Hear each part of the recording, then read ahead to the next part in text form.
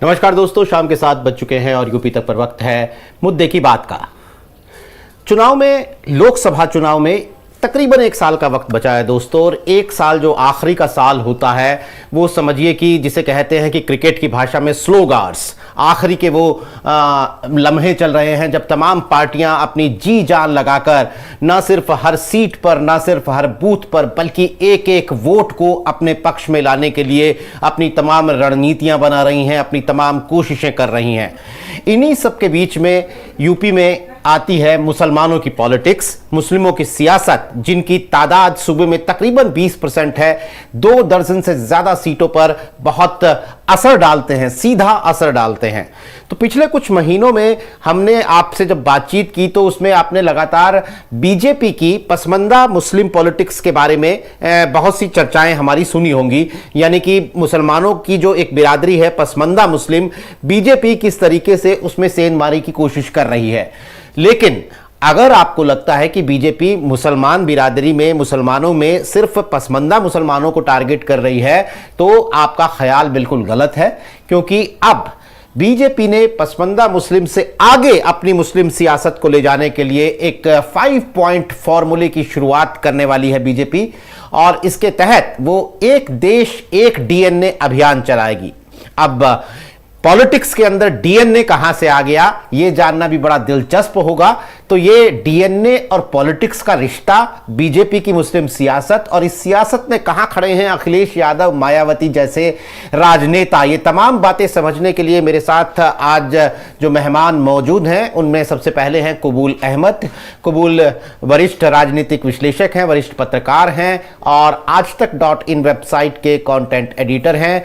इसके अलावा मेरे साथ हैं आतिफ राशिद साहब, बीजेपी से जुड़े हुए हैं, राष्ट्रवादी पसमंदा मुस्लिम संगठन भी चलाते हैं, यानी मुसलमान पसमंदा मुसलमानों पर काफ़ी काम आतिफ साहब ने किया है। हम इनसे भी समझने की कोशिश करेंगे कि बीजेपी जब मुस्लिमों के बीच में पैठ बढ़ाने की कोशिश कर रही है तो वो कैसे होगा, कैसे मुमकिन होगा, और क्या बीजेपी की रणनीति है। इसके अलावा आस मोहम्मद कैफ साहब मेरे साथ हैं, वेस्टर्न यूपी की पॉलिटिक्स पर आस मोहम्मद साहब की बड़ी पैनी नज़र रहती है, और चूंकि आज हमारी बातचीत की धुरी ना कहें लेकिन बातचीत का एक बड़ा हिस्सा वेस्टर्न यूपी की मुस्लिम पॉलिटिक्स पर होने वाला है, तो हम कैफ मोहम्मद साहब से उसे समझने की कोशिश करेंगे। और साथ ही अमीश राय मेरे साथ हैं, अमीश यूपी तक.in यानी जो हमारी वेबसाइट है उसके एडिटर है। तो मैं आतिफ राशिद साहब के पास आऊं उससे पहले कबूल मैं आपसे समझना चाहता हूं कि क्या है ये बीजेपी का 5 पॉइंट फॉर्मूला, ये क्या है एक देश एक डीएनए।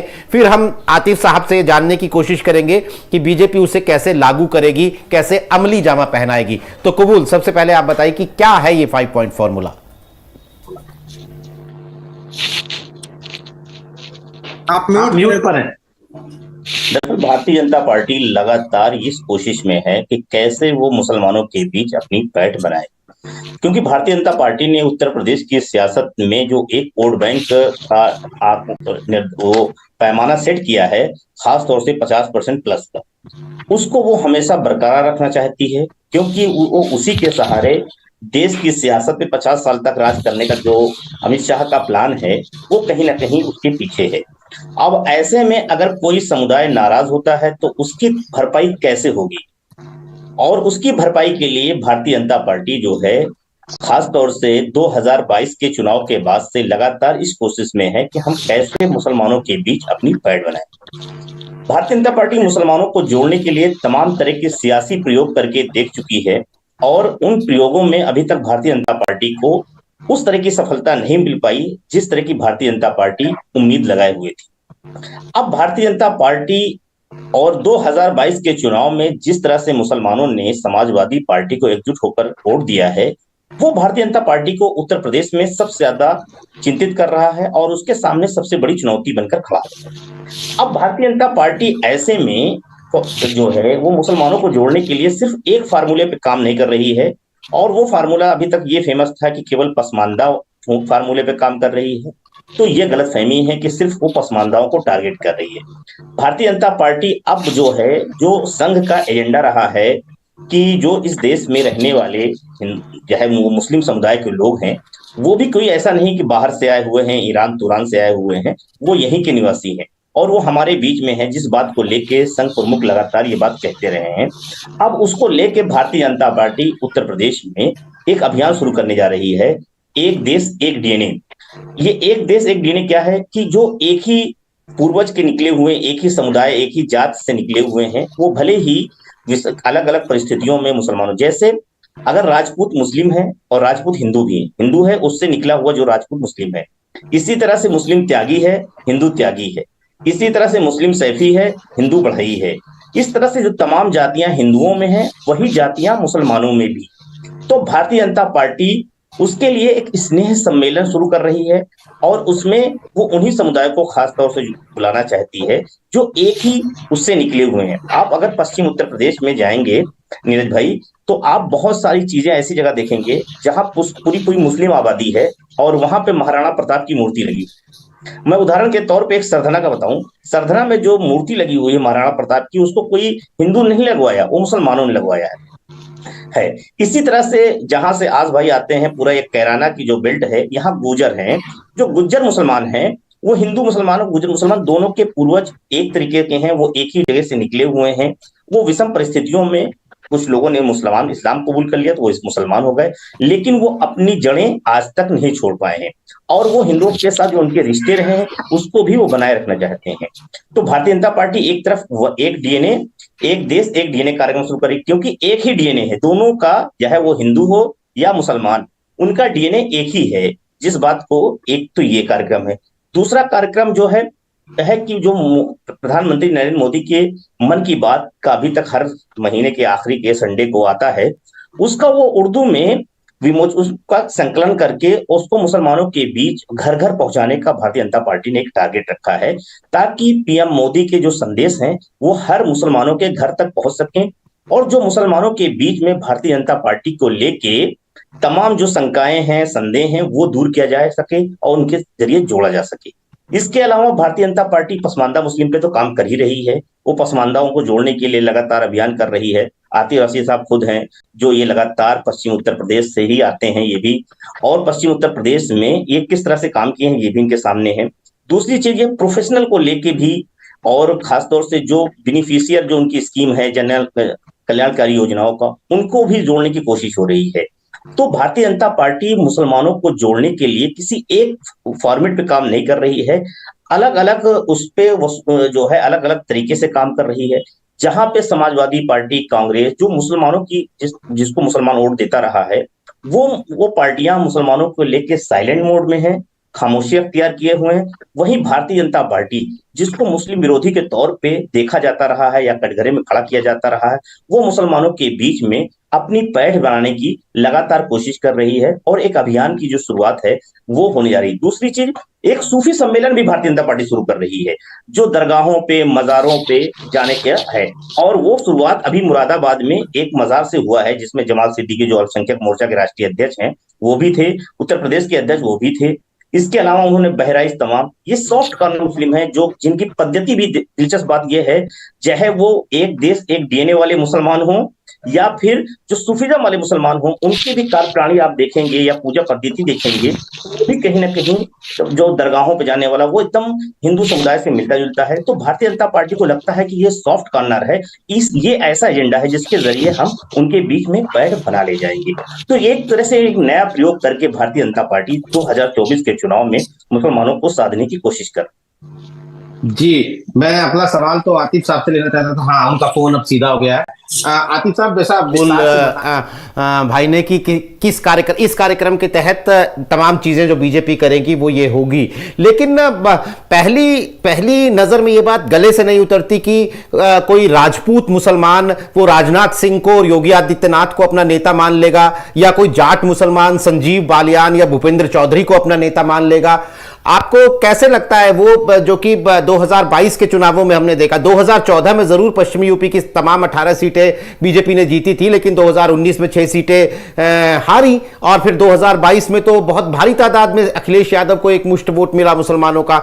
तो आपको कैसे लगता है बीजेपी को कि वो इस मुस्लिम वोट में सेंधमारी कर सकती है किसी भी तरीके से? देखिए, सबसे पहले तो मैं आपकी एक बात का जवाब दूं कि आपने कहा कि कैसे कोई संजीव बालियान को अपना नेता मान लेगा, कैसे कोई भूपेंद्र चौधरी को अपना मान लेगा। जैसे मुलायम सिंह यादव को जैसे मुलायम सिंह यादव को नेता मान सकते हैं, जैसे बहन जी मायावती जी को अपना नेता मान सकते हैं, जैसे अखिलेश यादव जी को अपना नेता मान सकते हैं, ऐसे संजीव बालियान को अपना नेता मानने में क्या प्रॉब्लम हो सकती है। मैं एक बात और आज यहाँ पर जोड़ना चाहूंगा, कबूल भाई को भी इस तरफ चाहूंगा कि वो इसमें बताएं कि देखिए ये जो हिंदुस्तान के जो मुसलमान हैं, इनका 85% तबका वो है जो यहीं का मूल निवासी है। इसलिए मैं उसको ये कहता हूं कि वो जो है वो भारतीय मूल के गैर हिंदू, भारतीय मूल के हम लोग गैर हिंदू हैं, हिंदू नहीं है। हम में से कुछ लोग क्रिश्चियन भी हो गए, हम में से कुछ लोग मुसलमान हो गए, तो हम हैं भारतीय मूल। और ये आस मोहम्मद भाई बताएंगे इस बारे में बहुत अच्छे से कि आज से 30 साल पहले तक, 35 साल पहले तक पश्चिमी उत्तर प्रदेश में ये होता था कि जब किसी की मुसलमानों में डेथ होती थी तो उसके एक हाथ पे दाग दिया जाता था। उसके जो है पुराने पूर्वज आते थे, वो एक हाथ पर दाग दिए जाते थे। आज मोहम्मद भाई बताएंगे कि आज भी पश्चिमी उत्तर प्रदेश में मेरे यहाँ भी भात की रस्म होती है।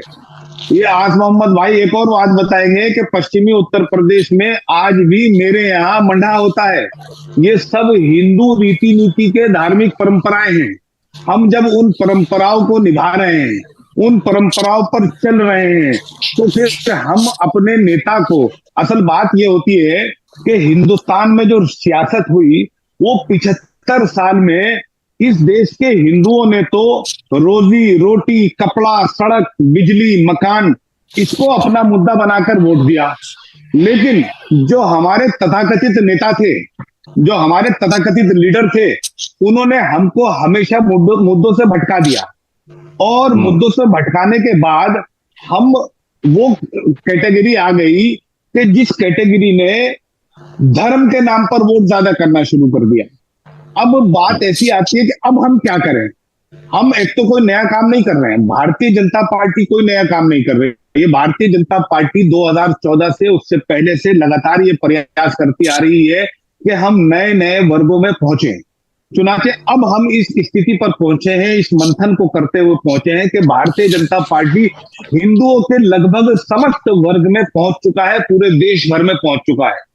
ठीक है जी, चाहे वो उत्तर भारत हो, चाहे वो कोई सा भी इलाका हो। आप देखिए अभी हालिया चुनाव के जो परिणाम आए हैं उसमें नॉर्थ ईस्ट में भारतीय जनता पार्टी का जिस तरीके से डंका बजा है, मुझे याद है, मैं भारतीय जनता पार्टी से 1997 से जुड़ा हुआ हूं। एक दौर वो हुआ करता था कि भारतीय जनता पार्टी के किसी सीनियर नेता को अगर नॉर्थ ईस्ट का प्रभारी बनाकर भेज दिया जाता था तो ऐसा लगता था कि उसका डिमोशन हो गया है, ऐसा लगता था कि कोई दिक्कत हो गई है 1997 में, 98 में कि इसकी कार्यशैली में। आज ऐसा नहीं है। आज नॉर्थ ईस्ट में कमल खिल रहा है, यानी कि कश्मीर से लेके कन्याकुमारी तक भारतीय जनता पार्टी इस देश नहीं आतिफ भाई, मैं थोड़ा सा टोकूंगा। अगर मध्य प्रदेश के नीचे के नक्शे पर नजर डालते हैं तो कर्नाटक को छोड़ के बीजेपी की हालत जरा पतली है। नहीं, अभी नॉर्थ ईस्ट की बात कर रहा हूं मैं आपसे। अभी नॉर्थ ईस्ट की नहीं, आपने कश्मीर से कन्याकुमारी कहा ना, तो मैं जरा कन्याकुमारी की तरफ मैं क्या कह रहा हूँ, धीरे धीरे पहुंच रहे हैं भाई। जी, आप एक बात समझिए, धीरे आज तमिलनाडु में हमारी सीट आने लग गई ना जी, केरला में भी आ जाएंगी। मैं वही कह रहा हूं कि पार्टी जो है इस दृष्टिकोण से कि हम हर वर्ग तक पहुंचे, हर कोने तक पहुंचे, पार्टी लगातार प्रयास कर रही है। ये उसी प्रयास का एक परिणाम है कि पासमानदा मुसलमानों के माध्यम से या सूफी कॉन्फ्रेंस के माध्यम से, अलग अलग माध्यम से मैंने अल्पसंख्यक मोर्चा की टीम के बीच में एक बार ये चर्चा करी थी बहुत पहले। आज फिर आपसे कर रहा हूं, उसी चर्चा का ये रिजल्ट निकलता है। एक लोकसभा कॉन्स्टिट्यूंसी कोई सी भी आप उठा लीजिए, उस लोकसभा कॉन्स्टिट्यूंसी में ऐसे 10,000 मुसलमान जरूर मिलेंगे जो ये कहते मिल जाएंगे कि 2014 से लेके अब तक 2023 तक बाकी देश में कुछ अच्छा काम हुआ। जब हम उनसे बात करते हैं प्रधानमंत्री आवास योजना की, प्रधानमंत्री किसान निधि की, जब हम उनसे बात करते हैं जनधन योजना की, शौचालय योजना की, आवास योजना की, ऐसी सैकड़ों योजनाओं की जब बात करते हैं। अच्छा, और वो तबका है, वो 10,000 लोग कम से कम ऐसे मिल जाएंगे जिनका न तो समाजवादी पार्टी से कोई लेना देना, जिनका ना बहुजन समाज पार्टी से कोई लेना देना, जिनका ना कांग्रेस से कोई लेना देना। मैंने पार्टी में ये सुझाव रखा, क्यों ना हर लोकसभा कॉन्स्टिट्यूंसी में ऐसे 10,000 fan of Modi, fan of Modi, वो किसी भी बिरादरी के हो सकते हैं, मुसलमान, उनको एक प्लेटफॉर्म पर लाने की जरूरत है। आज भारतीय जनता पार्टी जिस तरीके से लगातार सत्ता में है, आज हमारे लिए हालात बहुत पॉजिटिव हैं। जो भारतीय जनता पार्टी के हम लोग जो एक्टिविस्ट हैं, उनके लिए हालात बहुत पॉजिटिव हैं। सिर्फ आवश्यकता इस बात की है, और मैं और एक बात करता हूं, अभी कुबुल भाई ने भी कहा, बड़ा दुर्भाग्य है जितनी भी इस देश की तथाकथित सो कॉल्ड सेकुलर पार्टी हैं जो अपने आप को मुसलमानों का ठेकेदार बताती है, जो अपने आप को मुसलमानों की ये कहती है कि बपौती है, जिनको सबसे ज्यादा पासमानदा आंदोलन जब इस देश में शुरू करा प्रधानमंत्री नरेंद्र मोदी के मुख से निकलने के बाद, उन्होंने ये कहना शुरू करा कि ये मुसलमानों में डिवीजन है। ये डिवीजन नहीं था, हम तो जोड़ने की बात कर रहे थे। उनको प्रॉब्लम इस बात की थी, उनकी जो बंधुआ मजदूरी की जो जंजीरें थी 75 साल से, वो पासमानदा की आंखों में चमक देख के वो जंजीरें टूटने लग गई थी।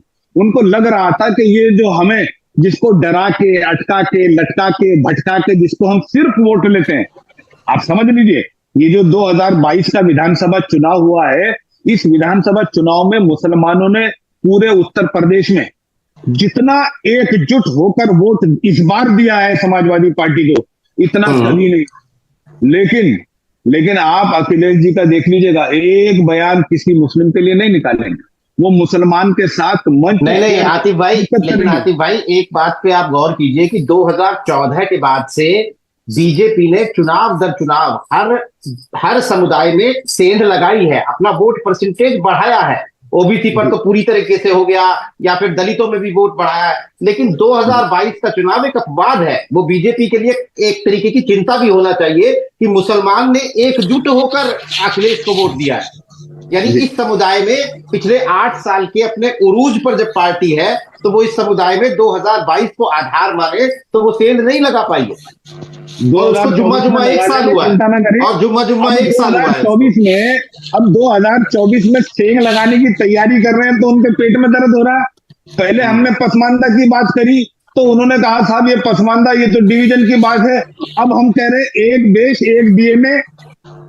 चलिए ठीक है, हम आस मोहम्मद साहब से पूछते हैं, क्योंकि ये एक देश एक डीएनए जो है, ये मुस्लिम, जाट, राजपूत, गुजर, त्यागी, पश्चिमी यूपी ही इसका बड़ा आधार रहने वाला है। मुजफ्फरनगर से इसकी शुरुआत भी होने वाली है। तो आस मोहम्मद साहब, छोटा सा सवाल आपसे यही है, बुनियादी सवाल, क्या आपको लगता है कि मुस्लिम जाट, मुस्लिम राजपूत, मुस्लिम गुज्जर, मुस्लिम त्यागी, पहले वो गुज्जर त्यागी है या पहले मुसलमान है? हाँ, क्या कमाल सवाल पूछ लिया आपने इलियस जी। पहला ये सवाल आपका बहुत प्रभावशाली सवाल है। जिस प्रकार से ये बहुत असरदायक डायलॉग लेकर आई है भारतीय जनता पार्टी की, एक देश एक डीएनए, उतना ही मजबूत आपका सवाल है। जब आपने मुझे आज बताया था इस कार्यक्रम के बारे में, तभी मैंने अपने हिंदू त्यागी, मुस्लिम त्यागी, हिंदू राजपूत, मुस्लिम राजपूत, हिंदू जाट और मुस्लिम जाट, एक एक दोस्त से बात की थी और समझने की कोशिश की थी कि ये जो एप्लीकेशन, ये जो प्लान, योजना भारतीय जनता पार्टी लेकर के आई है, तो क्या इसका कोई असर है उन पर, या उनका मन जो है इस बात को क्या सोचता है। तो पहली बात तो यह है कि आज दो बहुत अच्छी बातें एक कबूल अहमद साहब ने और एक आतिफ रशीद साहब ने कही। पहली बात जो है वो आतिफ रशीद साहब की है कल्चर की। उन्होंने कहा कि आसमत बता सकते हैं कि हमारे यहाँ मढ़ा होता है, भात होता है, ये सब प्रोसेस होता है जो हिंदू कल्चर का है। तो इस बात से मैं पूरी तरह एग्री करता हूँ। बल्कि ये भी है कि लड़की को जो है वो जब बेटी की शादी होती है तो उसका मामा गाड़ी में बिठाता है, ये भी एक कल्चर है। और लाल जोड़ा जो है वो भी इस्लाम में कहीं नहीं है, लाल जोड़ा पहनते हैं, वो भी एक कल्चर है। तो जो हिंदू कल्चर है, जिन्हें आप हिंदू कल्चर ना कह करके भारतीयता की एक संस्कृति कहते हैं, वो संस्कृति भारतीयता की मुसलमानों में भी है अभी मौजूद, बहुत परिवर्तन उसमें नहीं हुआ है। तो ये बात बिल्कुल ठीक है। कबूल अहमद साहब ने दूसरी बात राजपूत समाज पे कही थी कि सतना में महाराणा प्रताप की मूर्ति जो है वो लगाई है मुसलमान राजपूतों ने। तो ना केवल मूर्ति लगाई है, बल्कि आप देखिए कि मुसलमानों के जितने गोत्र हैं, उनके जो सरनेम है पश्चिम उत्तर प्रदेश में, चौहान है, राणा है, सरोहा है, पुंडीर है, तो वे सब वही गोत्र हैं जो हिंदू राजपूतों के गोत्र हैं। और बाकायदा सिर्फ इतनी बात नहीं है, बल्कि राजपूतों में जो शादियां होती हैं उसमें बाकायदा गोत्र में शादी नहीं होती है, यानी पुंडिया की पुंडिया में नहीं होती है, सरोहा की सरोहा में नहीं होती है, राणा की राणा में नहीं होती है, चौहान की चौहान में नहीं होती है, बिल्कुल ठीक उस तरह से जैसे हिंदू कल्चर में होता है। और इसके अलावा यहां तक है कि भाट जो इतिहास बताते हैं, वंशावली बताते हैं, तो वो मुसलमानों के मोहल्लों में जाते हैं, मुसलमानों के गांव में जाते हैं, मुसलमान राजपूतों के जो गांव हैं उनमें जाते हैं और वंशावली खोलकर बताते हैं। यानी वो बताते हैं कि मान लीजिए कहीं वारिस चौहान है, तो वो बताते हैं साहब आपके 200 साल पहले आपके जो परदादा के दादा थे उनका नाम था रणदेव सिंह चौहान। तो ये भी मतलब ये सब चीजें हैं। लेकिन ये जो सवाल आपने पूछा है नीरज जी कि क्या वो पहले मुसलमान है या पहले राजपूत है, तो दरअसल इसमें सवाल के अंदर जो है वो बहुत दम है। मैंने आज एक जिनका गोत्र सरोहा है और मैंने उनसे पूछा कि आप पहले मुसलमान हैं या आप पहले अब राजपूत हैं, उनका मुझे सीधा एक लाइन में जवाब था कि अब हम पहले मुसलमान हैं। ये आपके सवाल का जवाब है। दूसरी बात, मैंने एक जाट से, मुस्लिम जाट से पूछा कि क्या जब मुस्लिम जाट और हिंदू जाट आपस में मिलते हैं तो आपके आपस में क्या फीलिंग्स होती हैं, तो उनका कहना था कि हम भाई भाई की तरह महसूस करते हैं। ये एक दूसरा सवाल है, उसका जवाब है हम भाई भाई की तरह फील करते हैं। अलग अलग जातियों की अलग अलग नैतिकता है, अलग अलग जाति अलग अलग तरीके से सोचती है। दरअसल यहाँ पर जो सवाल है वो सबसे महत्वपूर्ण ये है कि अभी हम बात करें मुसलमानों की, गुर्जर कम्युनिटी जो है उसमें अधिक जातीयता है। गुर्जर कम्युनिटी जो है वो धर्म से भी अग्रिम पंक्ति में जाति को रखती है। ये बहुत महत्वपूर्ण बात है। वो एक नारा देते हैं कि गुर्जर एक समान, हिंदू हो या मुसलमान। ये और उनका या तो इसका कारण यह है कि अभी उनमें जो धर्म परिवर्तन का दौर आया है उसको ज्यादा लंबा समय नहीं हुआ है, वो 100 साल या उससे कम दिनों का है, तो इसलिए जो है उनमें बहुत ज्यादा प्रेम है, या वो गुर्जर का सर्वाइवल इस प्रकार का है कि उनमें आपस में जातीयता का जोड़ ज्यादा मजबूत है। तो अलग जाति जो है जैसे जाट है, तो अब ये एक बहुत बड़ा इशू आपके सामने जो है मैं बताना चाहता हूँ। मुजफ्फरनगर से चूंकि ये अभियान की शुरुआत हो रही है तो ये जानना जो है आपके लिए काफी रुचिकर होगा। और वो ये है कि हालिका अब वो खाइयां पड़ चुकी हैं और हिंदू और मुसलमान आपस में नजदीक आ चुके हैं मुजफ्फरनगर में। लेकिन मुजफ्फरनगर दंगे में 2013 में एक बहुत सीरियस बात हुई थी, एक बहुत गंभीर बात हुई थी। वो गंभीर बात ये हुई थी कि जिन गाँव में जाट मुस्लिम, जिन्हें मूले जाट कहते हैं आम बातचीत में, बागपत मुजफ्फरनगर की जो बेल्ट है शामली की, जिन्हें हमारे यहाँ आम बातचीत में उनको मूले जाट कहते हैं, तो मूले जाट और हिंदू जाट तो आपस में जिन गाँव में ही रहते थे वहां अधिक टकराव हुआ था। हरसोली में, सोरम में, पूर्वालियान में तो भीषण टकराव हुआ था, तो कई लोग मारे भी गए थे, तो वहां अधिक टकराव हुआ था। तो जब उसके अब तो चूंकि नॉर्मल बातें हो जाती हैं, मित्रता की बातें भी हो जाती हैं, तो हम जब ये पूछ लेते हैं किसी से कि ये बताइए कि ये आप मुस्लिम जाट और हिंदू जाट आपस में क्यों लड़े थे, तो हिंदू जाट जो है वो अब बुरा नहीं मानते हैं। अब ये कहते हैं कि साहब हमारी टक्कर पे हमारा ही डीएनए तो आ सकता था। ये जो भारतीय जनता पार्टी कह रही है कि एक देश एक डीएनए, कि हमारा डीएनए तो हमें टक्कर दे सकता है क्योंकि उसके डीएनए में तो वही बात है जो हमारे डीएनए में है। अच्छा, तो मतलब आपका मतलब है कि बीजेपी ने सही नस पकड़ी है। हाँ, वो मैं आगे जा रहा हूँ, उसी बात को आगे जा रहा हूँ कि भाई ये तो डीएनए का असर है, भाई हमारी टक्कर पे हमारा ही डीएनए तो आ सकता था। तो भारतीय जनता पार्टी, इसलिए तो मैंने कहा कि बेहतरीन डायलॉग लेकर के आए हैं। एक देश एक डीएनए वाली बात जो है, अब ये क्यों आई है, क्योंकि पत्रकार है तो हम चीजों को समझते हैं। देखिए, एक चीज ये है कि आतिफ रशीद साहब चूंकि मेरे दोस्त भी हैं और भाई भी हैं, और सहारनपुर जो है इनको बहुत इन पे गर्व करता है, काफी इन्होंने प्रगति की है। तो सहारनपुर के लोग ये गाड़ा बिरादरी से आते हैं, जहां 2.5 लाख गाड़े सहारनपुर में है, और बागो वाली बजेड़ी 2 बहुत बड़े गांव हैं मुजफ्फरनगर में, वो है, एक मवाना है। तो ये वहां से चूंकि आते हैं तो इसलिए ये जमीन को समझते हैं। लेकिन मैं थोड़ा सा कहना चाहता हूँ, ये जिस सहारनपुर से आते हैं वहां 2,500 आबादी के जो लोग हैं, जो अपने आप को जो है अपने पूर्वजों को बताते हैं कि वो भारतीय नहीं है और वो विदेश से आए, तो उनका पिछले 40 साल से सहारनपुर की राजनीति पर कंट्रोल है। सांसद वो बनाते हैं। इस बार तो थोड़ा चेंज हुआ, फजल रहमान कुरैशी बन गए, तो इस बार तो चेंज हुआ, और एक विधायक आशु मलिक बन गए, तो वो भी वहां भी एक दूसरे प्रकार की राजनीति इस समय चली जा रही है। किसी तरह इनको गिराने की षड्यंत्र जो है वो घेर करके जी। तो वो एक चेंज है।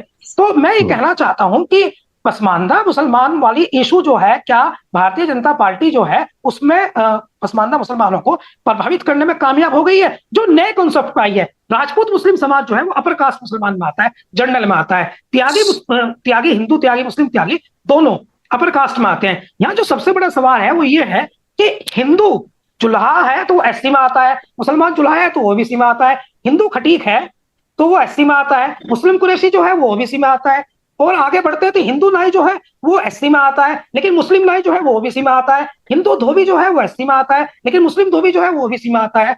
तो सवाल जो है वो कई तरह के, चूंकि हम जो कह रहे हैं वो ये कह रहे हैं कि विश्वास कैसे जीतेंगे, क्या पसमानदा मुसलमानों का विश्वास जीत लिया है कि आप अपर कास्ट मुसलमानों की तरफ रुख कर रहे हैं? क्यों कर रहे हैं, इसका जवाब ये है, ये भी मैं 1 मिनट में बता दूं, उसके बाद आप बात कीजिएगा।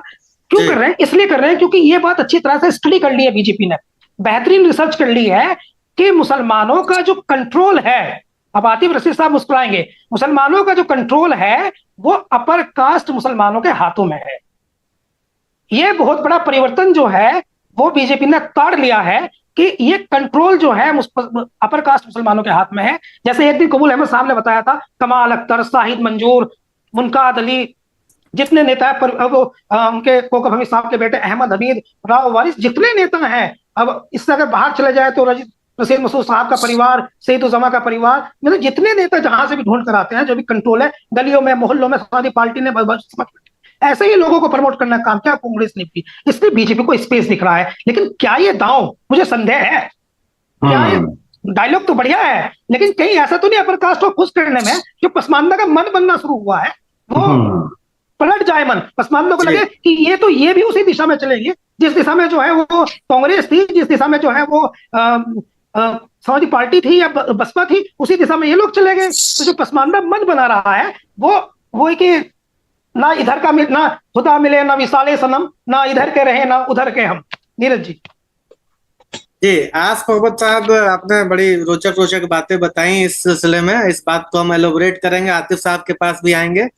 कबूल भाई, मैं आपसे पहला सवाल लूंगा, लेकिन उससे पहले चूंकि हम अब अलग अलग प्लेटफॉर्म्स पर लाइव हैं, यूट्यूब पर, ट्विटर पर, फेसबुक पर, यूट्यूब पर हमने अपने दर्शकों से एक पोल पूछा है कि क्या मुस्लिम वोट में बीजेपी सेंधमारी कर पाएगी। इसका जवाब हाँ या ना में देना है, और दर्शक हमारे तमाम कमेंट्स भी कर रहे हैं, और हम ये अपील करते हैं अपने दर्शकों से कि वो पोल में भी हिस्सा लें, जिसका नतीजा परंपरा के तहत नीरज जी जब डिबेट क्लोज करेंगे तो बताएंगे। कबूल भाई, मैं सपा के एग्जाम्पल से अपनी बात आपसे जरा समझना चाहूंगा अपने दर्शकों के लिए कि 2022 का विधानसभा चुनाव जब था तो अखिलेश यादव फरसा उठाकर चल रहे थे और परशुराम की मूर्ति स्थापित कर रहे थे, ब्राह्मण विद्वत परिषद बन रही थी, खुशी दुबे के प्रकरण को उठाया जा रहा था, पूरी कोशिश, और उससे बहुत पहले से समाजवादी पार्टी प्रयास कर रही थी ब्राह्मण वोटर्स को लुभाने का। यही प्रयास बसपा भी कर रही थी, यही प्रयास कांग्रेस भी कर रही थी। कांग्रेस में जो नेता इस प्रयास को कर रहे थे वो आज भाजपा में, हालांकि वो अलग बात है। लेकिन नतीजा जब 2022 विधानसभा चुनाव का आया तो रिकॉर्ड वोटिंग ब्राह्मणों ने बीजेपी के लिए कर दी, 90% के आसपास बीजेपी के लिए वोटिंग कर दिया ब्राह्मणों ने। तो ये एक ट्रस्ट फैक्टर है जो बीजेपी के साथ ब्राह्मणों का साल दर साल जुड़ा हुआ है। बीजेपी उसके लिए तमाम तरह के कार्य करती है, जो धार्मिक कार्य जुड़े हुए हैं जिन पर ज्यादा से ज्यादा ब्राह्मण जाति का वर्चस्व है, बीजेपी उसको तवज्जो देती है, सांस्कृतिक राष्ट्रवाद की बात करती है। तो लंबे साल से मेहनत करके बीजेपी ने ये ट्रस्ट बिल्ड किया है। अब जिस पसमानदा सियासत की बात हम आज कर रहे हैं और एक देश एक डीएनए जो मूवमेंट का आकार देने की कोशिश बीजेपी कर रही है, तो मैं ये समझना चाह रहा हूँ कि इसमें ट्रस्ट फैक्टर कहाँ है। क्योंकि एक बार आप बात करेंगे काशी मथुरा अयोध्या की और उसी के साथ बात करेंगे एक देश एक डीएनए की, तो ये दोनों बातें क्या एक साथ सामंजस्य बैठा पाती हैं? क्या वो ट्रस्ट फैक्टर बीजेपी पैदा करने में सक्षम आपको नजर आ रही है मुस्लिमों के बीच में, जो मुस्लिम वोट उसको मिले? क्योंकि पसमानदा सियासत तो कोई नई नहीं है, पुरानी सियासत है। कबूल भाई, देख, एक चीज जान ली कि दरअसल जो उत्तर प्रदेश की सियासत है वो 2014 के बाद से बहुत बदल गई है। 2014 से पहले तक मुस्लिम जो वोटर था वो अपने आप को ये मानता था कि हम उत्तर प्रदेश में हार जीत तय करते हैं किसी भी राजनीतिक पार्टी का। लेकिन और वो इसलिए तय करता था क्योंकि उत्तर प्रदेश का जो इलेक्शन होता था वो एक नहीं, एक कोड़ दो कोड़ी नहीं होता था, वो 3 कोड़ी या 4 कोड़ी लड़ाई होती थी, और उसमें जो मुस्लिम वोट 20% किसी के साथ जुड़ जाता था वो उत्तर प्रदेश की सियासत में निर्णायक हो जाता था। लेकिन भारतीय जनता पार्टी ने खास तौर से 2013 में जब अमित शाह जी प्रभारी बने और उन्होंने उत्तर प्रदेश में एक बड़ा स्ट्रेटेजिकल उन्होंने एजेंडा सेट किया, और उसमें तमाम जो उन्होंने अपर क्लास, गैर यादव ओबीसी, गैर जाटो दलित और इग्नोर कर दिया मुस्लिम को, और एक जोड़ के एक अच्छा खासा वोट का एक गुलदस्ता उन्होंने तैयार किया। और उस तैयार किया, और उसका नतीजा ये रहा कि 2014 के चुनाव में उत्तर प्रदेश में एक भी मुस्लिम सांसद नहीं बन पाता। फिर इसके बाद 2017 का चुनाव आता है। 2017 के चुनाव में सबसे ज्यादा जो अब तक के इतिहास में मुसलमानों का जो सबसे कम प्रतिनिधित्व का आंकड़ा था, वो 2017 के चुनाव में दिखा कि सबसे कम मुस्लिम विधायक जीतकर उत्तर प्रदेश में आए। तो भारतीय जनता पार्टी ने यह साबित किया कि जो बात एक कही जाती थी कि मुस्लिम वोट जो है बहुत निर्णायक है, उस भ्रम को भारतीय जनता पार्टी ने तोड़ दिया। तो अब उत्तर प्रदेश में जो तमाम मुस्लिम परस्त पार्टियां थी या जो मुस्लिम हितैषी पार्टियां थी, जो मुस्लिम वोट बैंक पे अपना अधिकार जमाती थी, उनको भी लगा कि यार ये तो क्या हो रहा है कि मुसलमान तो जीत निर्णायक नहीं, जिसको हम अपना ट्रम्प कार्ड मानते थे वो तो अब बेकार हो गया है। तो हम, और इनके साथ सबसे बड़ी बात, जो मुसलमानों का वोटिंग पैटर्न रहा है अभी तक, वो एंटी बीजेपी वोटिंग पैटर्न रहा है। वो मुस्लिम जो है रिलीजियस बेस पे, कास्ट बेस पे कभी पॉलिटिक्स नहीं करता रहा है, वो रिलीजियस वोटिंग पैटर्न रहा है कि जो होल मुस्लिम कॉन्सेप्ट जाता रहा। भारतीय जनता पार्टी, ये कोई ऐसा नहीं है कि मोदी जी ने हैदराबाद में ये अभियान कहा कि पसमानदा मुसलमानों को।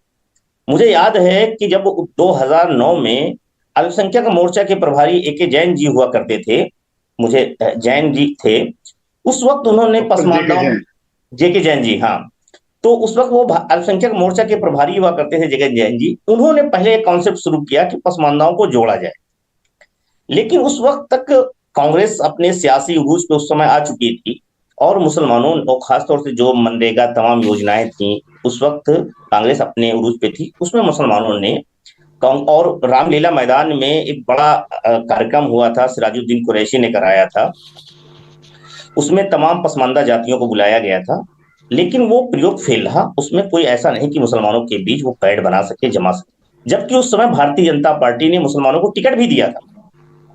वो ऐसा नहीं कि आज की तरह नहीं था, टिकट भी न दिया जाए, वो भारतीय जनता पार्टी उसके बावजूद जो है मुसलमानों ने वोट नहीं दिया।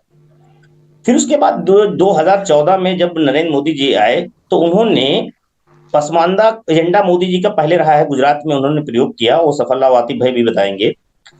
इसके अलावा उन्होंने फिर सूफिज्म को लेके एक बड़ा सम्मेलन, आपको याद होगा, जो विज्ञान भवन में हुआ था, वो बड़ा कार्यक्रम मोदी जी ने किया, उसमें शामिल हुए, और उसमें उन्होंने एक बात कही थी कि हम मुसलमानों के हाथ में, एक हाथ में कुरान, एक हाथ में साइंस वाली बात उन्होंने कहा था, देखना चाहते हैं जी, कंप्यूटर और कुरान, हाँ। तो वो चीजें मोदी जी ने वहां कहा, और उसको लेके तमाम जो सूफी ऑर्गेनाइजेशन थे उन्होंने काम किया। दूसरी तरफ जो समाजवादी पार्टी या इनके परस्त जो मुस्लिम ऑर्गेनाइजेशन थे, मोदी जी के आने के बाद उनकी दुकानें बंद हो गई, चाहे वो जमीयत उलमा हिंद हो, जमात इस्लामी हो, जो तथा और इस तरह की जो मुस्लिम ठेकेदारी थी, मुसलमानों के वोटों की ठेकेदारी भी बहुत होती थी। वो ठेकेदारी जो जामा मस्जिद के इमाम बुखारी साहब ऐलान किया करते थे, वो सारी ठेकेदारी बंद हो गई। तो ये मुस्लिम ठेकेदारी थी, ये बंद हुई। दूसरी तरफ कबूल भाई इसको इस तरीके से कहें, उनकी ठेकेदारी तो बंद है क्योंकि अखिलेश यादव खुद में पर्याप्त हो गए ना, अगर उत्तर प्रदेश की बात करें तो। अब दरअसल भारतीय जनता पार्टी जब और ताकत के साथ उभरी, तो जो अलग अलग मुस्लिम सपा बसपा तमाम जगह बिखरे रहे, और जब पैटर्न हुआ कि एक पक्ष जो है वो बीजेपी को जिताना चाहता है, एक पक्ष बीजेपी को हराना चाहता है, तो मुसलमान का जो हमेशा का वोटिंग पैटर्न रहा बीजेपी को हराने वाला, उसमें वो समाजवादी पार्टी के साथ एकजुट हुआ। लेकिन वो पिछले 3-4 चुनाव से देख रहा है, ये भी देख रहा मुसलमान, कि हम तमाम कोशिश अब तक के इतिहास में पूरी कोशिश करके देख लिया, और भारतीय जनता पार्टी को तो नहीं हरा पाया ना मुसलमान। भारतीय जनता पार्टी कुछ सीटें कम हुई, लेकिन सत्ता में आने में सफल रही। अब मुसलमानों के एकजुट होने से एक चीज वो दिखा कि कुछ सीटें मुसलमानों की 2017 की तुलना में उनका प्रतिनिधित्व बढ़ गया। दूसरी बात आते हैं कि राजनीति में अभी एक बात आज भाई ने कहा कि जो मुस्लिम राजपूत है, उसने तो कहा हम पहले मुसलमान हैं, है ना, और जाट ने कहा हम पहले जाट हैं। इसका भी आप टेम्परामेंट समझिए। और गुजर तो कहता ही है कि हम तो पहले गुजर, बाद में गुजर भाई भाई। तो दरअसल पश्चिम उत्तर प्रदेश में जो मुस्लिम ठेकेदारी रही, वो सैयदों के पास रही, अपर क्लास जो मुसलमान को अपने आप को तथाकथित ब्राह्मण कहते हैं। यहाँ जो राजपूत हैं, रांगड़ मुसलमान हैं, उनके पास रही। अब दरअसल इनको लगता है कि अगर एक देश एक डीएनए कॉन्सेप्ट हुआ और इसमें कहीं ये जातियों में हम बटे, तो जो अभी तक हम मुसलमानों के नाम पे सियासत करके हम सांसद विधायक बनते रहेंगे, उसमें कहीं ना झटका लग जाए। इसीलिए वो अभी भी मुसलमान होने की दुहाई दे रहे हैं, जबकि वो सारी परंपराएं जो है वही परंपराएं कर रहे हैं जो हिंदुओं में परंपराएं होती हैं। अभी आपने एक बात नहीं बताया होगा, आज भी पश्चिम उत्तर प्रदेश में राजपूतों के गांव में जो उनकी जनपत्री बनाने वाले हैं वो राजस्थान से आते हैं। जी, राजस्थान से आते हैं जी। हाँ, और आते हैं और उनका ये कच्चा खाना देते हैं, वो बनाते हैं, अलग रुकते हैं, खाना खाते हैं और बताते हैं कि तुम्हारे पूर्वज क्या थे। जैसे अभी मैं एक बार स्टोरी कर रहा था उमर गौतम पे, जो यहाँ पे जब धर्मांतरण वाला मामला हुआ नहीं था, दरअसल उमर गौतम भी वही राजपूत हैं जो गाजीपुर से आए हुए, आपके यहाँ से आए हुए हैं अमित भाई। वो गौतम राजपूत आपके यहाँ पाए जाते हैं, सिसोदिया राजपूत पश्चिम उत्तर प्रदेश में पाए जाते, पूर्वांचल में पाए जाते हैं। पश्चिम में दरअसल बड़ी तादाद में जो कन्वर्जन हुआ वो हिंदुओं से मुसलमानों में होगा, लेकिन पूर्वांचल में भी बहुत है, ऐसा नहीं है। आज भी पूर्वांचल में मुसलमानों के घर में शादियों में, सबने तो बताया, कलसा का पानी आज भी कहा जाता है, कलसा के पानी से दूल्हे को नहलाया जाता है, चाहे जितनी कड़ाके की ठंड हो। शहर में तो लोग कलसा का पानी जानते भी नहीं होंगे। गाजीपुर में तो राही मासूम राजा ने पूरा उपन्यास लिखा है शादी में। शादी में 5 हाथ के साथ दीवारों पे पंजे लगाए जाते हैं, छापा जिसको कहा जाता है। जी जी। वो मुसलमानों के यहाँ झाड़ू के सीख में भिगो के उससे मारा जाता है। आपका फ्रेम कबूल भाई फ्रीज हो गया। मुसलमान की जो परंपराएं हैं वो है, लेकिन पिछले बीच के दिनों में जो स्कूल ऑफ थॉट खास तौर से आए और उससे जो कट्टरपंथ, कट्टर विचारधारा पैदा हुई, जिसका ताना बाना बिगड़ा, उसमें दोनों का रोल रहा है। कबूल भाई आपका फ्रेम फ्रीज हो गया है, आप फिर से एक बार रिकनेक्ट करके। संस्कृत के नाम पे, कल्चर के नाम पे, जातियों के नाम पे आज भी बहुत कुछ है।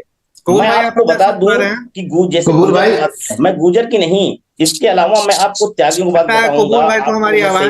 पढ़ाऊंगा जो खास तौर से पश्चिम उत्तर प्रदेश में बड़ी तादाद में हैं। उसमें सबसे ज्यादा वोट जो है ओबीसी मुसलमानों के हैं। कबूल भाई आपका फ्रेम मुसलमान हो गया है, लंबे समय से इस चीज में है और वो लगातार, और आप देखेंगे जो लाभार्थी योजना का जो फायदा मिला भारतीय जनता पार्टी को, सबसे ज्यादा पसमानदा मुसलमान ओबीसी मिला है। ओबीसी मुसलमानों को राजनीतिक प्रतिनिधित्व बहुत कमी आई है और मुझे लगता है वही चीज जो है अब बेचैन कर रही है। भारतीय जनता पार्टी ने इस लफ्ज को समझा है।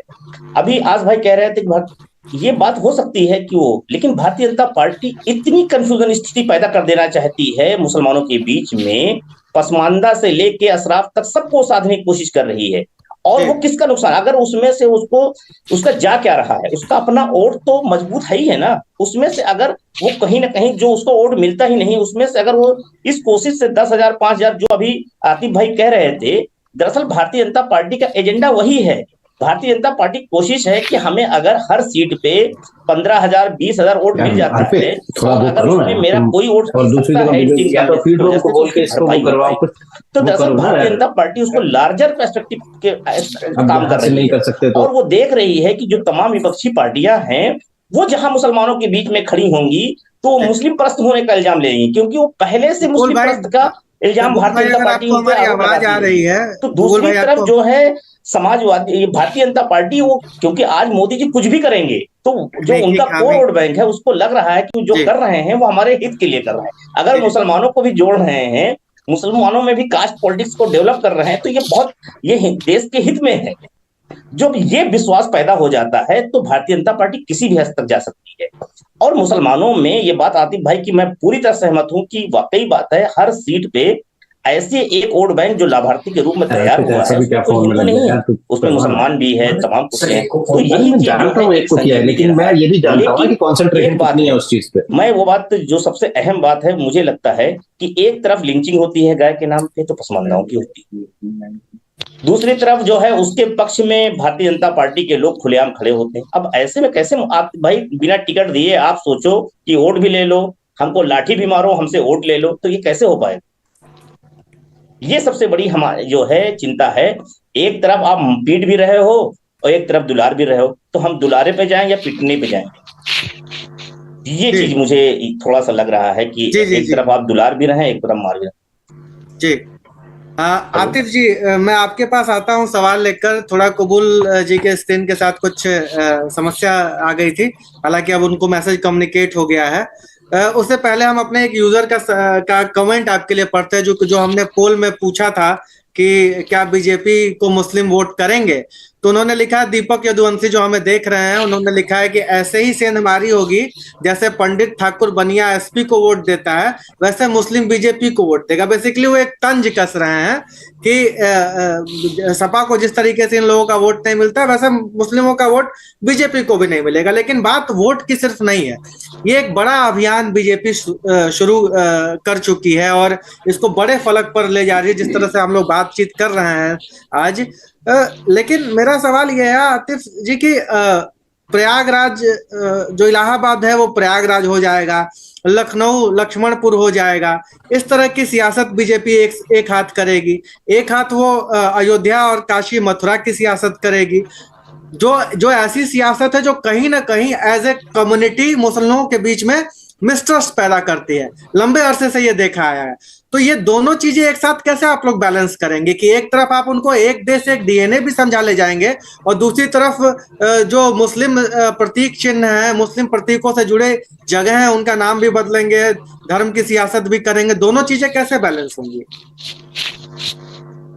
देखिए अमीश भाई, कि मैं सबसे पहले आपके सामने एक बात बताता हूँ। 2014 में जब तक हम सत्ता से बिल्कुल दूर थे, बाहर थे, तब हमारा एक लक्ष्य था कि हम सत्ता में आए।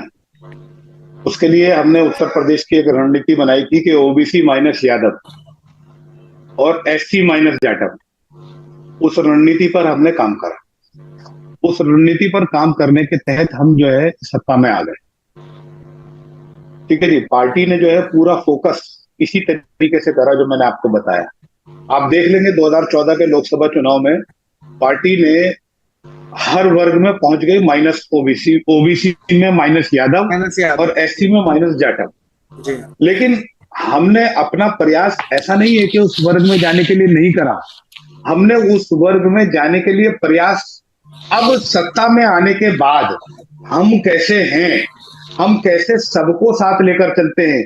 एक तरफ मायावती जी हैं जो सोशल इंजीनियरिंग का दावा कर रही हैं, एक तरफ हम लोग हैं, एक तरफ आपने कहा ना कि पसमानदा आंदोलन, तो अभी आस भाई ने भी कहा कि कहीं ऐसा तो नहीं कि बीजेपी ने इस पर स्टडी कर ली है और वो 15% जो अशराफ मुसलमान है वो उसकी चाबी उसी के हाथ में है। चाबी भले से किसी के भी हाथ में हो, लेकिन हम ये संदेश दे रहे हैं ना कि आप हमको वोट दो कि ना दो, हम मंत्री दानिश शहजाद अंसारी को बना रहे हैं। आप हमको वोट दो कि ना दो, हम अशफाक सैफी को जो है अल्पसंख्यक आयोग का चेयरमैन बना रहे हैं। आप हमें वोट दो कि ना दो, हम कैफुल वरा अंसारी को उर्दू एकेडमी का चेयरमैन बना रहे हैं। आप हमें वोट दो कि ना दो, हम आतिफ रशीद को अल्पसंख्यक आयोग का वाइस चेयरमैन बना रहे हैं।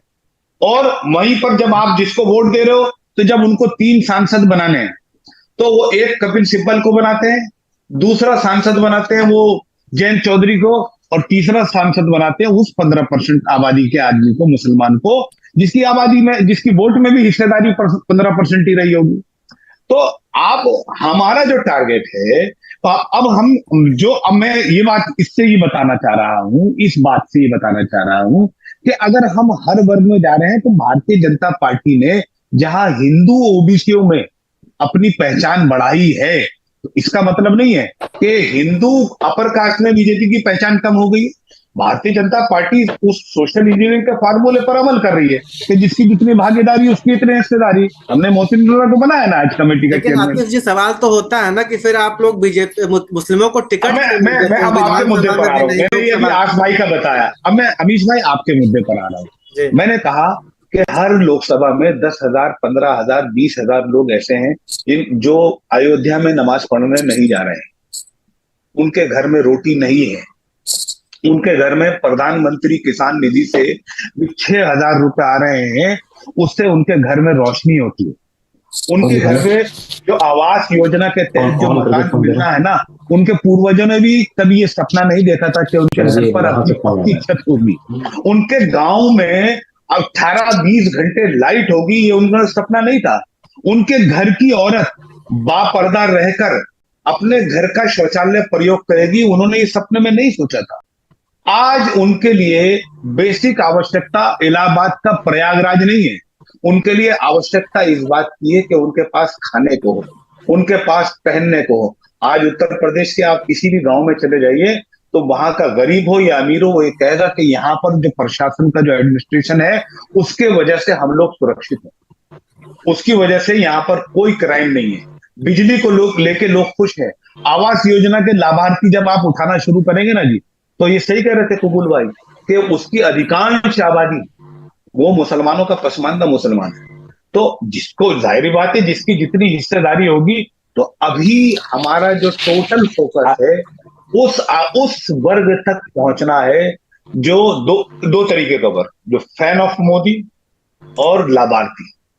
फैन ऑफ मोदी वो है जो इस बात से बहुत संतुष्ट है कि आज उत्तर प्रदेश में जो ये फ्लाईओवर्स का जो जाल पहुंचा है ये नरेंद्र मोदी जी की बदौलत है। वो मुसलमानों में भी है, वो हर वर्ग में है, वो अपर कास्ट में भी है, लोअर कास्ट में भी है, पढ़ा लिखा भी है, गैर पढ़ा लिखा भी है, वो सब्जी बेचने वाला भी है, वो फल बेचने वाला भी है, वो मास्टर भी है, वो इंजीनियर भी है। मेरे से एक साहब कल कह रहे थे, भाई देखो एक बात सबसे अच्छी है, जो फर्जी लोग पास हो जाया करते थे समाजवादी पार्टी और मायावती की सरकार में 10वीं 12वीं में नकल करके, वो चीज खत्म हो गई है। जो बच्चे पढ़कर निकल रहे हैं वो ईमानदारी से पढ़कर निकल रहे हैं। ये क्या है, वो कौन है? वो लोग हैं जिनका समाजवादी पार्टी से मोह भंग है, जिनका बहुजन समाज पार्टी से मोह भंग है, उनको इलाहाबाद के प्रयागराज होने से कोई प्रॉब्लम नहीं है। आतिफ भाई, आपको से मेरा एक सवाल है, आपने बताया कि बहुत लाभार्थी पसमानदा तमाम बातें की, लेकिन जब आप मुस्लिम के बिना पे एक जब ठेले से उसको फल लगाने नहीं देते, उसको उन बस्तियों से निकालने नहीं देते, तो वो भी पसमानदा है। जब उनको आप गाय के नाम पे उनकी लिंचिंग होती है तो वो भी पसमानदा है। अभी राजस्थान हरियाणा की जो घटना है वो कोई ऐसा नहीं, वो अशराफ है, वो भी पसमानदा है। तो एक तरफ तो आप मुझे पीट रहे हैं और दूसरी तरफ जो है आप चाहते दुलार भी रहे, तो हम करें तो क्या करें? कैसे आप विश्वास जीतेंगे? और एक तरफ टिकट भी नहीं दे रहे हैं, ना हमारा प्रतिनिधित्व बढ़ा रहे हैं, ना आप हमें कारोबार करने दे रहे हैं, तो हम करें तो क्या करें? ये भी तो मुसलमान की एक सवाल है कि आतिफ भाई ऐसे कैसे विश्वास बढ़ेगा? कबूल भाई, प्रतिनिधित्व तो बढ़ा रहे हैं। मैंने आपको उदाहरण दिया है, अभी आपने वोट दिया कि नहीं दिया, लेकिन हमने दानिश अहमद अंसारी को, अगर हम एमएलए का टिकट लड़ाते देते तो क्या वोट देते? हमारे लोग नहीं देते। हमारी तो बीजेपी को वोट देने की बात तो दूर की बात है। जिन मुसलमानों ने सपा से सिटिंग विधायक थे और सपा छोड़ के बीएसपी से टिकट लिया है, या बीएसपी के सिटिंग विधायक थे या कांग्रेस के सिटिंग विधायक थे, वो पार्टी छोड़ के गैर सपा से टिकट लिया है, मुसलमानों ने तो उनको 1000-1200 वोटों में निपटा दिया पश्चिमी उत्तर प्रदेश में। नहीं, ये तो चिंता की बात आपको होना चाहिए। आखिर क्या है कि मुसलमान आपको वोट नहीं दे रहा। मैं क्या कह रहा हूँ, दूसरी बात मैं क्या कहता हूँ, लिंचिंग का मामला हो या प्रोफेट मोहम्मद साहब की शान में गुस्ताखी का मामला हो या किसी मुसलमान की इज्जत और आबरू का मामला हो, उस पर भारतीय जनता पार्टी का क्या स्टैंड है? उस पर भारतीय जनता कुछ हो सकता है, 2-4-5 लोग हों ऐसे, मैं उनको आप मतलब अभी वो जो हरियाणा का जो मामला कह रहे हैं आप, हरियाणा के समर्थन में जो लोग हैं, क्या हरियाणा के मुख्यमंत्री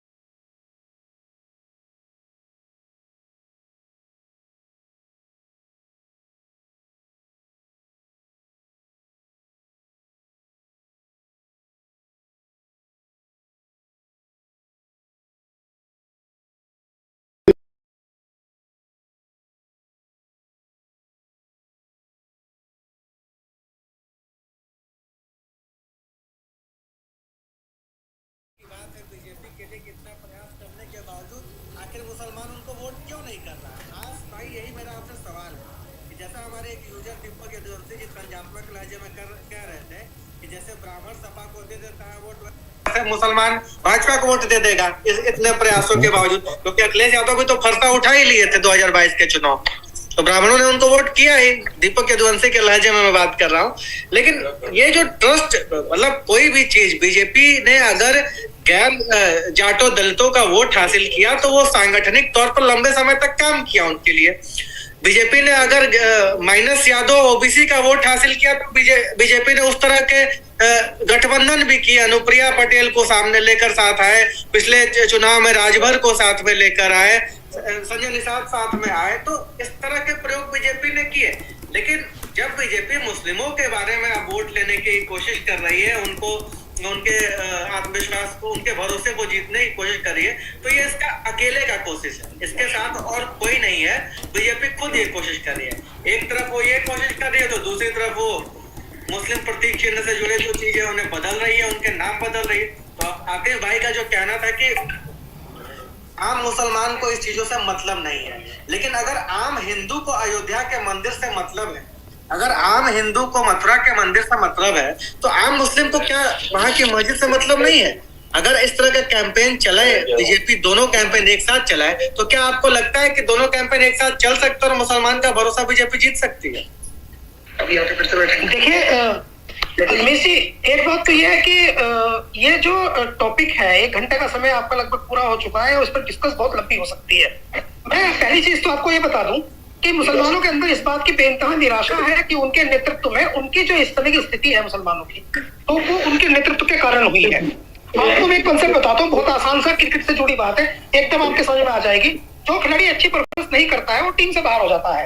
तो चूंकि मुसलमान नेताओं के पूरे उत्तर प्रदेश में परफॉर्मेंस खराब रही है, तो वो अभी तक टीम में क्यों है? अभी तक वो जो है सांसद या विधायक का क्यों बन रहे हैं, प्रतिनिधि उनके पास क्यों है? तो क्यों वे बाहर, नए को क्यों मौका नहीं मिलना चाहिए? अब नए को मौका मिलना का मतलब यह है कि आप देखिए हर जगह जो है, हर शहर में, पूरे उत्तर प्रदेश में कहीं देख लीजिए आप, कहीं से मतलब गोंडा, बस्ती, बलिया, बलरामपुर, सोनभद्र, चित्रकूट, बहराइच से लेकर के सहारनपुर, मुजफ्फरनगर, शामली, केरला, कहीं देख लीजिए एक ही प्रकार के लोगों का वर्चस्व है। तो जब उनके नेतृत्व के चलते वो जो बात की थी ना कबूल भाई ने आज, तो बिल्कुल बहुत फैंटास्टिक बात की थी, जब इन्होंने कहा था कि मुसलमान सड़क पानी पीने पर क्यों बात नहीं कर रहा है, मुसलमानों के नेताओं ने इन मुद्दों पर बात क्यों नहीं किया? तो इसका मतलब परिवर्तन तो मुसलमान समाज मांग रहा है। एक बहुत इंटरेस्टिंग बात बताता हूँ, आप सुनेंगे, हैरान ज़्यादा होंगे। मुसलमानों में नरेंद्र मोदी की आलोचना नहीं होती है, नरेंद्र मोदी की। ये आतिफ राशिद साहब, आपको मेरी आवाज आ रही है? तो आप मैं कह रहा हूँ कि उनका माइक तो ऑडियो नहीं आता तो आपकी बात ज्यादा कम्युनिकेट होती। आतिफ रशीद जी, अगर आपको आवाज आ रही है तो अपना ऑडियो जरा आप म्यूट कर लीजिए। ऑडियो आतिफ साहब, आपकी ये सारी बातचीत ऑन एयर जा रही है।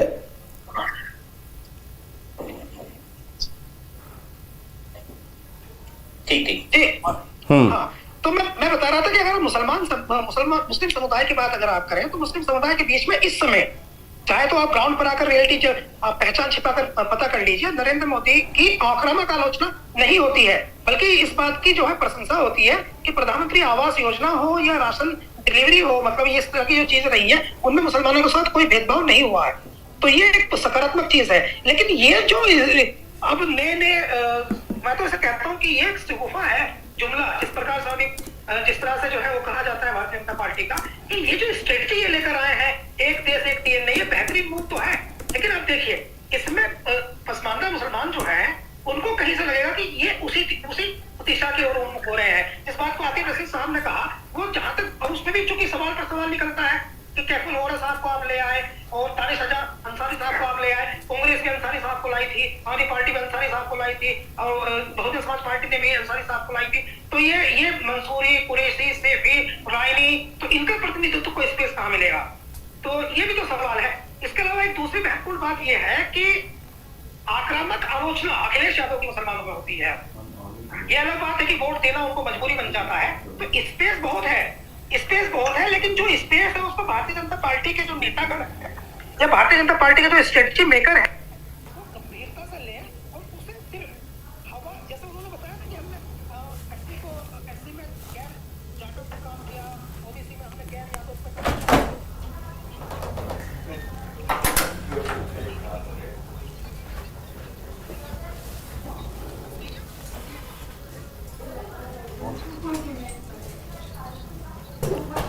ऑन कर दीजिए, स्पीकर नहीं होगी, ऑन कर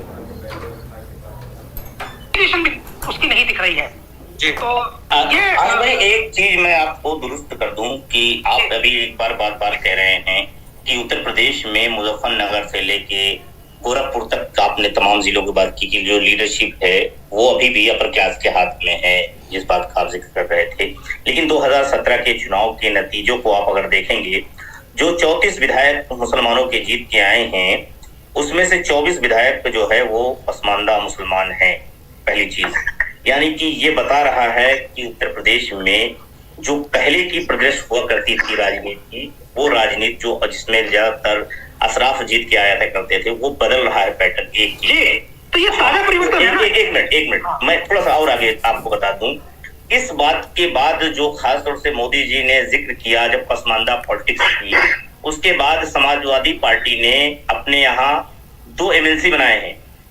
अगर एक अशराफ बनाया है तो एक पसमानदा भी बनाया है, ठीक है? एक अंसारी समुदाय से भी बनाया, जो मुसलमानों बता देता हूँ मैं आपको, आप बोल लीजिए, मैं बता दूंगा। नहीं, फिर मैं आगे आता हूँ कि बिहार में कैबिनेट का गठन होता है तो उसमें भी एक मंजूरी, जो अब तक के बिहार के इतिहास में जो धुरिया कौम है उसका कोई आदमी विधायक तक नहीं बना था।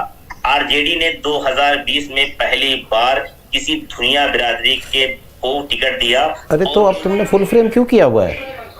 विधायक बनते हैं और होते हैं।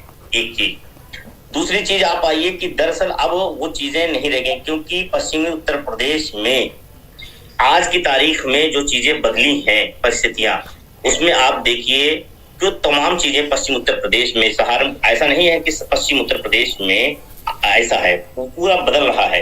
पश्चिम उत्तर प्रदेश में अभी आप देखेंगे कि सहारनपुर की आप बात कर रहे थे, हाजी फजलुर रहमान खुद सांसद हैं। इससे पहले वहां जिला पंचायत अध्यक्ष भी पसमानदा थे।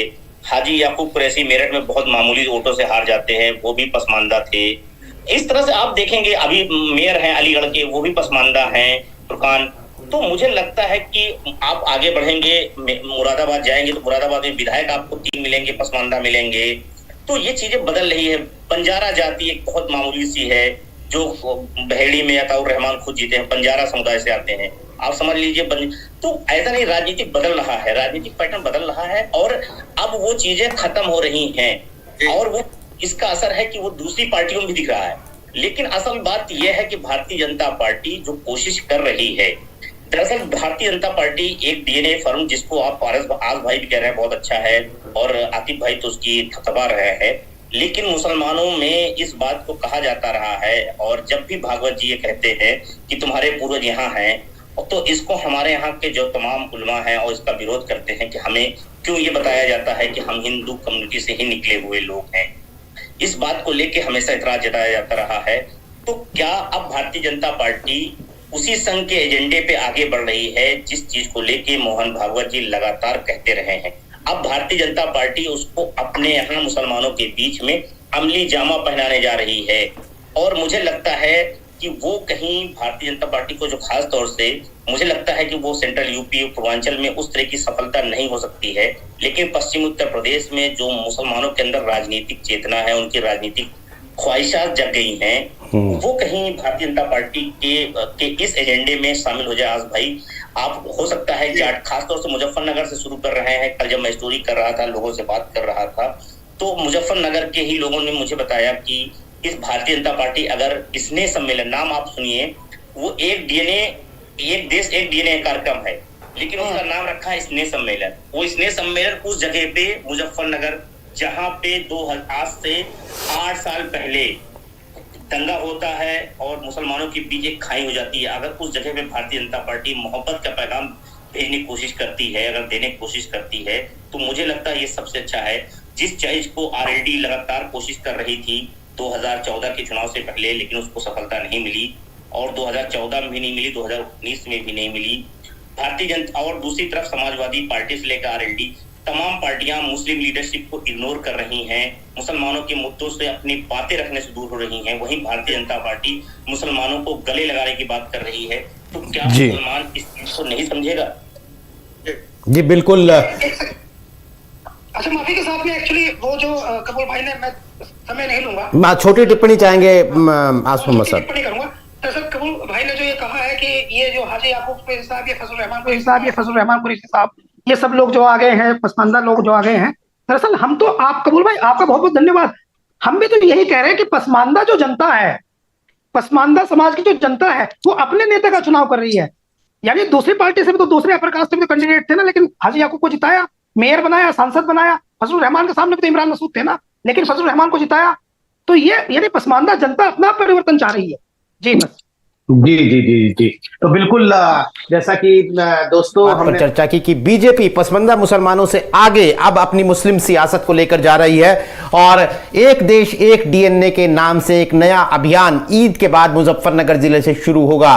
तो जरूर ये कोशिश अच्छी हो सकती है, लेकिन 2022 के चुनावों में एक मुश्त अखिलेश यादव की पार्टी को वोट देने वाला मुस्लिम समुदाय क्या बीजेपी के साथ 2024 में आएगा, ये इसका कोई सीधा जवाब अभी हमें हमारे सामने नहीं है। अगले एक साल में हमें देखना होगा कि बीजेपी की कोशिशें और मुस्लिम समुदाय का रुख क्या आपस में कदम ताल करता है। हमने दोस्तों YouTube पर आपसे एक सवाल पूछा था, सीधा सवाल था कि क्या मुस्लिम वोट में सेंधमारी कर पाएगी बीजेपी। तो दिलचस्प बात है कि आमतौर पर जब हम अपना ये कार्यक्रम करते हैं तो इसमें जो जवाब आता है हमारे पोल का वो एक तरफा होता है। 80% लोग एक बात कह रहे होते हैं, 20% लोग एक बात कह रहे हैं, लेकिन आज ये लगभग 50-50 है। 50% लोग कह रहे हैं कि हाँ बीजेपी मुस्लिम वोट में सेंधमारी कर पाएगी और उतने ही लोग ये भी कह रहे हैं कि नहीं, बीजेपी मुस्लिम वोट में सेंधमारी नहीं कर पाएगी। तो बिल्कुल काफी दिलचस्प होगा आने वाले दिनों में इस पॉलिटिकल डेवलपमेंट को देखना। तो आज कार्यक्रम में शिरकत करने के लिए कबूल भाई, आतिफ साहब, आस मोहम्मद साहब, अमीश राय, आप सभी का बहुत बहुत शुक्रिया। तमाम दर्शकों का आभार। आज के लिए नमस्कार।